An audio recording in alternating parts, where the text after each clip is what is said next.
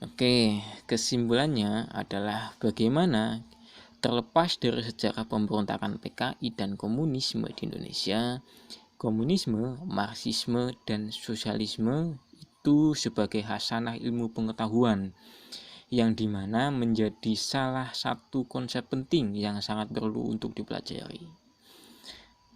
Dan ada sangkaan bahwasannya sudah dianggap umum dalam Islam itu menolak Marxisme.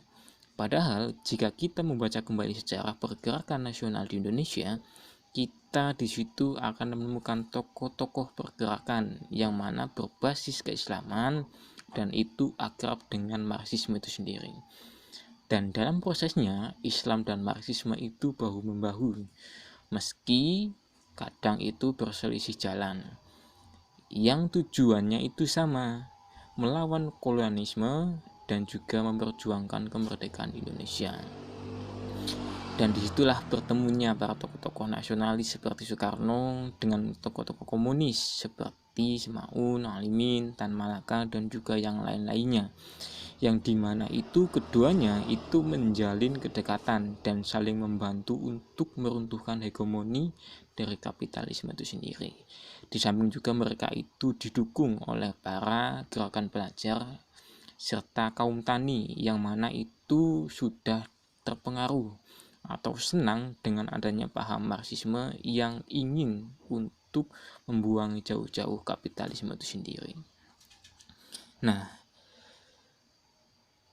di saat kolonial itu banyak melakukan perlawanan dan juga memperluas hegemoni mereka, serta pasca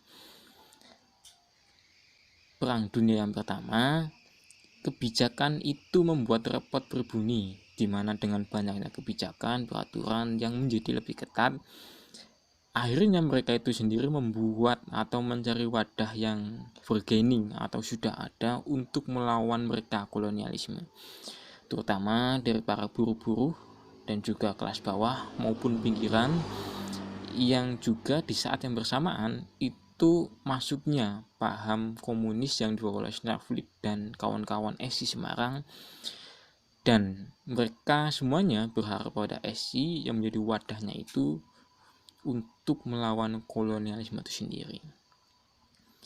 Kesimpulannya adalah bagaimana kita itu harus mengembalikan ini ke konteksnya, karena setelah Orde Baru atau generasi kita melihat sistem komunisme itu sangat doktriner, sepihak, dan tidak membiasakan pada aspek kehidupan yang banyak, sehingga cara pandang kita itu hanya satu dan sejarah itu secara utuh akan menjadi hilang.